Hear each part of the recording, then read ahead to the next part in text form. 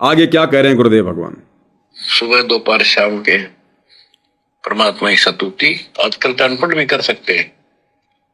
Mobile घर घर है, उसमें लगाओ आरती सुबह दोपहर शाम की, आराम से सुनो, काम भी करते रहो, खाना बना रहे हो आरती चल रही है, बहुत बढ़िया, ध्यान आरती में रहेगा। जैसे ड्राइवर गाड़ी चलाते हैं, ड्राइविंग तो बहुत सावधानी का काम होता है, लेकिन उसमें बातें करते रहते हैं, वो चलाता भी रहता है। इसी प्रकार इस समय का ऐसे सदुपयोग करो, सुमन भी करो, गाड़ी भी चलाओ तो आरती भी लगा लो, उसके अंदर चलते रहो, सुनते रहो, तो परमात्मा ने आपके ऊपर रजा करने में कसर नहीं छोड़ रखी। और अब आप भी चौकस हो जाओ, सतर्क हो जाओ, समर्पित और दृढ़ हो जाओ। तो क्या कह रहे हैं गुरुदेव भगवान कि अब तो आप बड़ी आसानी से भक्ति कर सकते हो। अब तो परमात्मा ने ऐसे ऐसे उपकरण बनवा दिए, इंस्ट्रूमेंट बनवा दिए, मोबाइल बनवा दिए। अब तो आप तीनों समय की आरती मोबाइल से कर सकते हो, अपना काम भी करते रहो, मोबाइल में आरती लगा दो, ध्यान आरती में रहे, अपना काम भी करते रहो। ध्यान रखना भाई और बहनों, परमात्मा के सत्संग सभी के लिए होते हैं, ज्ञानी के लिए भी, अज्ञानी के लिए भी, प्रथम क्लास के बच्चे के लिए भी और पीएचडी वाले बच्चे के लिए भी। क्योंकि सत्संग में निम्न श्रेणी से लेकर उत्तम श्रेणी तक के विद्यार्थी बैठे होते हैं, भगत बैठे होते हैं। जिसकी बुद्धि जितना काम करती है वो परमात्मा के संकेतों को उसी हिसाब से समझ लेता है। तो ये जो सत्संग गुरुदेव भगवान ने किया है, ये सत्संग जो हिसार जेल से भेजे जा रहे थे, उस समय इन सत्संगों को सीधे सीधे सोशल मीडिया पर वायरल नहीं किया जाता था। सतलोक आश्रम कमेटी के द्वारा यह कहा गया था कि जो व्यक्ति हमारे नाम दीक्षा केंद्रों पर सुबह 5 बजे पहुंचेंगे, हम उन्हीं को ये विशेष संदेश सुनाएंगे। तो काफी संख्या में तो भाई बहन जाते नहीं इनके नामदान सेंटरों पर, क्योंकि सबको पता लग गया है कि गुरुदेव की गैर हाजिरी में बरवाला कांड के बाद सतगुरु रामपाल जी के कलयुगी परिवार ने अपने धार्मिक धंधे के लिए ये सतलोक आश्रम और नाम दीक्षा केंद्र खोल रखे हैं। अब गुरु की तो मजबूरी है भाई, गुरु क्या करे, संगत को तो संभाल के रखना है ना।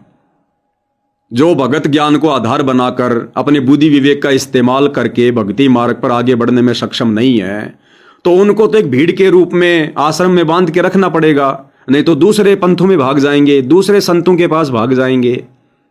अरे यहां कम से कम मर्यादा तोड़ के कुछ तो भक्ति करेंगे, दूसरे पंथों के पास जाके, संतों के पास जाके तो अपना सर्वस्व नाश करवाएंगे। तो परमात्मा की तो मजबूरी है भाई। तो ये संदेश नाम दीक्षा केंद्रों पर सुबह सुबह 5 बजे सुनाए जाते थे। अब गुरुदेव भगवान को अच्छे से पता है कि जो जो बच्चे इन सतलोक आश्रमों में आते हैं, जाते हैं, वो ज्ञान को तो आधार बनाकर भक्ति कर नहीं रहे, और ना वो इस प्रकार से भक्ति कर पाएंगे जिस प्रकार से मैंने सत्संगों में भक्ति करने के लिए निर्देशित किया है। क्योंकि नित्य नियम की जो पुस्तक है, तीनों समय की आरती, नाम दीक्षा के समय प्रत्येक भगत को दी जाती है। क्यों दी जाती है भाई और बहनों? आरती करने के लिए, प्रतिदिन तीनों समय पाठ करने के लिए। नित्य नियम के ऊपर उसके कवर पर नीचे नीचे लिखा है मूल्य नित्य नियम पाठ। यानी नाम दीक्षा के बाद हमें जो नित्य नियम की पुस्तक मिलती है, तीनों समय की आरती की, परमात्मा ने उसका क्या मूल्य बताया? नित्य नियम पाठ की उपदेश लेने के बाद तुम्हें यह पुस्तक प्रथम बार फ्री दी जा रही है, फ्री। और यदि तुम इस पुस्तक को हाथ में लेकर तीनों समय की आरती करोगे, पढ़ोगे, तो समझो तुम अपने गुरु के द्वारा दी गई इस पुस्तक का मूल्य अदा कर रहे हो, अन्यथा तुम धोखा कर रहे हो, चोरी कर रहे हो अपने गुरु के साथ, विश्वासघात कर रहे हो। क्योंकि देख लेना नित्य नियम के कवर पर उसके मूल्य की जगह क्या लिखा है? नित्य नियम पाठ। अगर तुम इसका रोजाना पाठ करोगे हाथ में लेकर, तो तुम अपने गुरु को इस पुस्तक का मूल्य प्रतिदिन अदा कर रहे हो, अन्यथा तुम चोरी कर रहे हो, ठगी कर रहे हो, तुम धोखा कर रहे हो। अब गुरुदेव भगवान को इस बात का पता है कि आश्रमों से जुड़े भगत इस विधि से तीनों समय का पाठ नहीं करेंगे, क्योंकि अभी उनके संस्कार इतने मजबूत नहीं हैं, उनका विवेक अभी इतना जागृत नहीं हुआ है। तो उन आश्रमों से जुड़े भाई बहनों के लिए गुरुदेव भगवान कह रहे हैं, क्योंकि वो तो आरती भी नहीं करते ढंग से भाई और बहनों। कभी कभी तो इन लोगों की आरतियां भी नहीं होती है, और बाकी जो आरतियां करते हैं तो ये कैसे करते हैं आप लोगों को अच्छे से पता है। ये लोग चलते फिरते भागते दौड़ते काम करते करते ही करते हैं, मोबाइल में लगा लेंगे और अपना काम भी करते रहेंगे। ये इनका ध्यान काम में रहता है, उन वाणियों में नहीं रहता। कोई बच्चे को स्कूल छोड़ने जा रहा है, लगा लेगा, बच्चे का भी हो जाएगा नित्य नियम, जितना होगा उतना उसका भी हो जाएगा आते जाते समय। कोई सुबह उठेगा मोबाइल में नित्य नियम लगा देगा, कोई बाथरूम में घुस रहा है, कोई दूध लाने चला गया, कोई बिस्तर में लेटा हुआ है। और कई बार तो ऐसा होता है भाई और बहनों, क्योंकि शुरू में स्थिति हमारी भी यही थी, शुरू में आप और हमारी भी यही हालत थी। कई बार तो नित्य नियम खत्म होकर रमेणी भी चल पड़ती थी, और रमेणी भी खत्म हो जाती थी सुबह सुबह ही। बाद में पता चलता था अरे रमेणी खत्म हो गई। लेकिन आप और हमारे ऊपर परमात्मा ने दया बख्शी, मालिक ने हमारा विवेक जागृत किया, हमारा ज्ञान योग खोला, और आज हम साध संगति से जुड़कर उस विधि से भक्ति कर पा रहे हैं, जिस विधि से भक्ति करने से ही हमारा बेड़ा पार होगा। ये जो मोबाइल से जो तीनों समय की आरती है, आपने कभी गौर किया है ये आरतियां क्यों दी हमें भगवान ने मोबाइल में डाल के? अरे शुरू में परमात्मा ने मोबाइल में मेमोरी कार्ड में ऑडियो वीडियो में आरती डाल के भक्तों को नहीं दी, क्योंकि ये भक्ति का नियम नहीं है, भक्ति का विधान नहीं है। आरती हमेशा भक्ति बोध को हाथ में लेकर ही करनी होती है, अपने मुख से शब्द बोलकर ही करनी होती है। ये ऑडियो वीडियो से आरती सतगुरु रामपाल जी ने डीवीडी में डालना, मेमोरी कार्ड में डालना, सीडी में डालना, यह कब शुरू किया? करोथा आश्रम बनने के बाद, 1999 के बाद। अरे सतगुरु रामपाल जी तो 1994 से भक्तों से आरती करवा रहे हैं, तो 1994 से लेकर 1999 के बीच में 6 साल तक जितने भी भक्तों ने सतगुरु रामपाल जी से उपदेश लिया था, बताओ कौन सा ऑडियो वीडियो से आरती करते थे वो? सबको भक्ति बोध दी जाती थी, सबको भक्ति बोध। और गुरुदेव भगवान उस आरती के वीडियो में हमें क्या दिखा रहे हैं? गुरुदेव भगवान खुद भक्ति बोध हाथ में लेकर बैठकर आरती कर रहे हैं। आप और हमें संदेशा दे रहे हैं कि जिस प्रकार मैं एक भगत की भूमिका निभाते हुए भक्ति बोध पुस्तक को हाथ में लेकर आरती कर रहा हूं तीनों समय की, और हम लोगों ने उस वीडियो को ही आरती करने का आधार बना लिया। अरे गुरु तो वीडियो बनाकर हमें दिखा रहा है, समझा रहा है कि आरती इस प्रकार से करनी चाहिए भक्ति बोध हाथ में लेके, और हमने उस वीडियो को ही आरती करने का आधार बना लिया कि बस ऑडियो वीडियो में लगा दो आरती हो जाएगी। तो ये हमारी कितनी बड़ी कमजोरी है, कितनी बड़ी हमारी नासमझी है।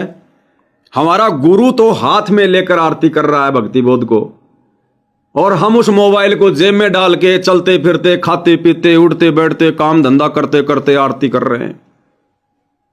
तो ये भक्ति मार्ग के अनुसार नहीं है।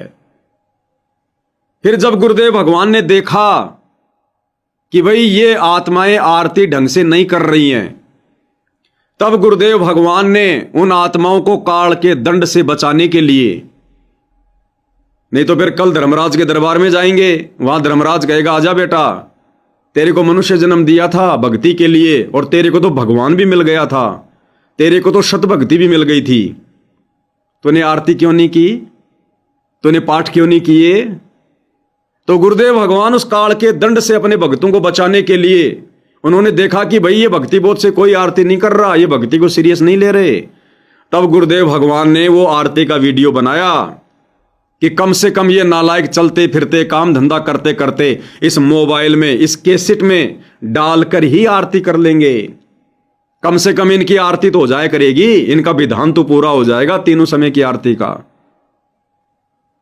और दूसरा, जो भाई बहन जो बूढ़े हैं, जो बुजुर्ग हैं, जिनको दिखाई नहीं देता, या जो अनपढ़ हैं, जिनको ये पढ़ना नहीं आता, ऐसे भाई बहनों के लिए परमात्मा ने ऑडियो वीडियो में ये तीनों समय की आरती डाल के दी है, क्योंकि उनकी तो मजबूरी है, वो तो कर नहीं सकते, जो अनपढ़ हैं, जो ज्यादा बूढ़े हैं, जिनको दिखाई नहीं देता।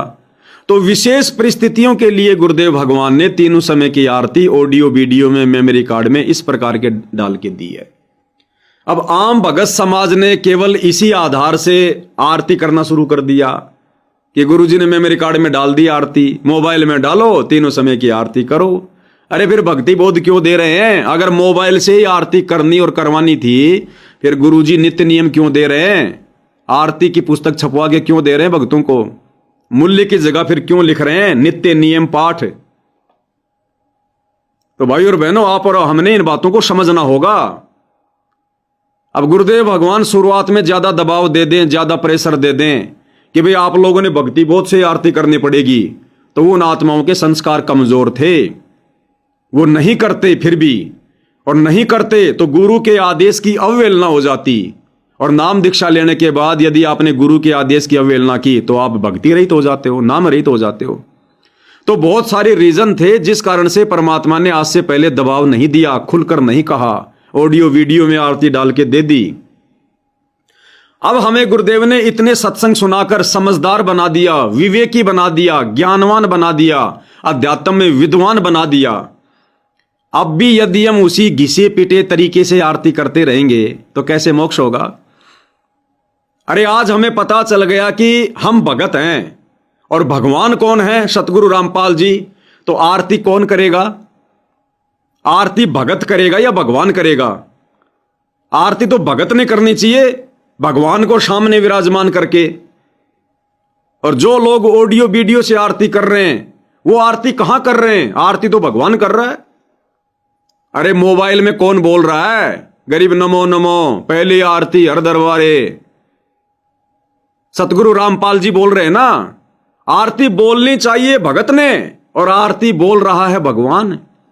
इसका मतलब अभी आपने अपने गुरु को भगवान नहीं माना, अभी आपने उनको परमात्मा नहीं माना, आप तो भगवान से आरती करवा रहे हो।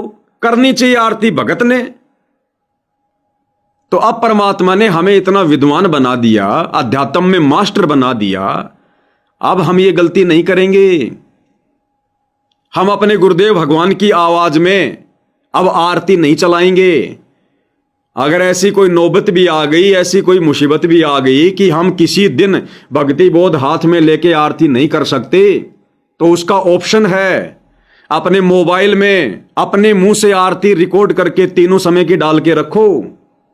अगर कभी किसी विशेष परिस्थिति में आप जी को समय नहीं मिला, आपको यदि खड़े होकर या बैठकर भक्ति बोध हाथ में लेकर आरती करने का समय नहीं मिलता है, तो उस दिन मोबाइल में अपने मुंह से रिकॉर्ड की गई आरती चला लो और अपना वो काम भी करते रहो। हम आरती भगवान के लिए करते हैं, भगवान थोड़ी आरती करेगा। तो गुरुदेव भगवान ने कुछ सोच समझकर और विशेष परिस्थितियों के लिए, उन बड़े बुजुर्ग भक्तों के लिए जिनको दिखाई नहीं देता, जो नेत्रहीन हैं, जो अनपढ़ हैं, अरे उनके लिए परमात्मा ने विशेष परिस्थितियों में ये आरती ऑडियो वीडियो में डालकर दी है। और आज बड़े बड़े कोऑर्डिनेटर सारे ही हैं, बड़े बड़े क्या, साध संगति से जुड़े भाई बहनों को छोड़कर सतलोक आश्रम के जितने भी बड़े बड़े पदाधिकारी हैं, सतगुरु रामपाल जी का परिवार है, उनके बेटा बेटी भाई बंधु रिश्तेदार हैं, आश्रमों में जाने वाली संगत है, सारे के सारे ऑडियो वीडियो से ही आरती करते हैं। आप इन आश्रमों में देखो, नियम बना रखा इन्होंने, सुबह 5 बजते ही नित्य नियम लगा देंगे। आधे से भगत तो उठते ही नहीं, कोई उठ गया तो लैट्रिन में बैठा है, कोई दौड़ रहा है, कोई चाय पी रहा है, कोई आपस में बातें कर रहा है, कोई 1-2% बेचारे बड़े बूढ़े वो चुपचाप बैठ के अपना सुन लेते हैं। ये है इनका आरती करने का तरीका। तो भाई और बहनों, यहां जो गुरुदेव भगवान कह रहे हैं ना ये बात कि भाई आजकल तो बहुत सारे उपकरण हो गए, साधन हो गए, आप मोबाइल से भी आरती कर सकते हो। तो परमात्मा ये बातें इन सतलोक आश्रमों से जुड़े भाई बहनों के लिए कह रहे हैं। आश्रमों से जुड़ी संगत के लिए कह रहे हैं परमात्मा, क्योंकि आज भी ये लोग ढंग से आरती नहीं करते, भक्ति बोध हाथ में लेके तो करते ही नहीं, मोबाइल से भी भागते भागते, खाते पीते, काम धंधा करते करते ही करते हैं ये। अब संगत की भी क्या गलती भैया, जैसी संगत वैसी रंगत, कुसंगति का असर तो पड़ेगा। जब संगत आश्रमों में जाती है, बड़े बड़े कोऑर्डिनेटरों को देखती है, बड़े बड़े भक्तों को देखती है, संत रामपाल जी के बेटा बेटी भाई बंधु रिश्तेदारों को देखती है, जब ये बड़े बड़े लोग खुद ही शांति से बैठकर या खड़े होकर या भक्ति बोध हाथ में लेकर समय निकालकर आरती नहीं करते हैं, तो संगत बेचारी क्या करेगी। संगत तो उनको परम भगत मान चुकी है, और जब परम भगत जब इस प्रकार से भक्ति करेंगे तो आम संगत क्या करेगी, तो कुसंगति का असर तो पड़ेगा ना।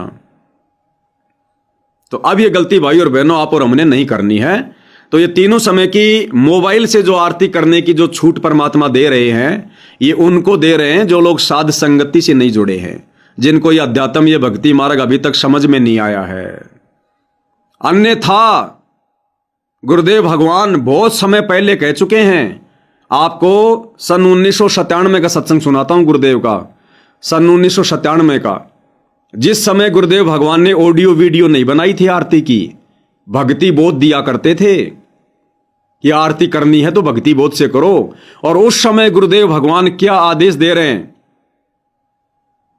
गुरुदेव कह रहे हैं हमारी माता बहनें 100 काम छोड़कर अपने बच्चों को बैठाकर तीनों समय की भगवान की आरती करती हैं। ये 1997 के वचन है गुरुदेव के, 1997 के। एक बार ध्यान से सुनो भाई और बहनों।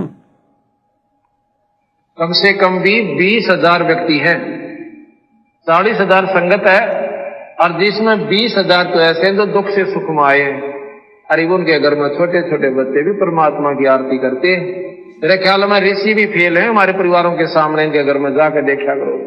100 काम छोड़कर हमारी बहन बेटी अपने बच्चों और सारन बिठाकर आरती करती है। दोबारा सुन लो, 100 काम छोड़ के हमारी बहन बेटियां अपने बच्चों को साथ में लेकर बैठा कर आरती करती हैं। परिवारों के सामने इनके घर में जाकर देखा करो। 100 काम छोड़कर हमारी बहन बेटी अपने बच्चों और सारन बिठाकर आरती करती है। क्या कह रहे हैं गुरुदेव, 100 काम छोड़ के हमारी बहन बेटियां अपने बच्चों को साथ में बैठा कर आरती करती है। ये 1997 के वचन है गुरुदेव के। लेकिन गुरुदेव भगवान ने देखा कि ये नालायक तो आज तक भी मेरी बातों पर कोई अमल नहीं कर रहे, ये तो आज भी खाते पीते नहाते धोते भागते दौड़ते आरती कर रहे हैं। इसलिए गुरुदेव भगवान ने विशेष संदेश में सतलोक आश्रमों से जुड़ी संगत के लिए कहा है कि तुम्हारे अंदर इतना विवेक तो है नहीं, तुम्हें मोक्ष तो प्राप्त करना है नहीं, तो कम से कम अरे मोबाइल में आरती कर लिया करो। क्योंकि गुरुदेव अंतर्यामी हैं, उनको पता है कि ये तीनों समय की आरती भी नहीं करते ढंग से। कभी इनका नित्य नियम नहीं होता, कभी इनकी रमेणी नहीं होती, कभी इनकी संध्या आरती नहीं होती। तो गुरुदेव कह रहे हैं कि कम से कम नालायकों मोबाइल में लगा के छोड़ दिया करो। अगर तुम्हें भक्ति से ज्यादा काम धंधे की चिंता है तो काम धंधा करते करते मोबाइल में तो चला लिया करो, कम से कम आरती तो किया करो तीनों समय की। तो ये सतलोक आश्रमों से जुड़े भाई बहनों को कह रहे हैं गुरुदेव, हम सत्सेवक भाई बहनों ने तो परमात्मा के विधान अनुसार ही भक्ति करनी है।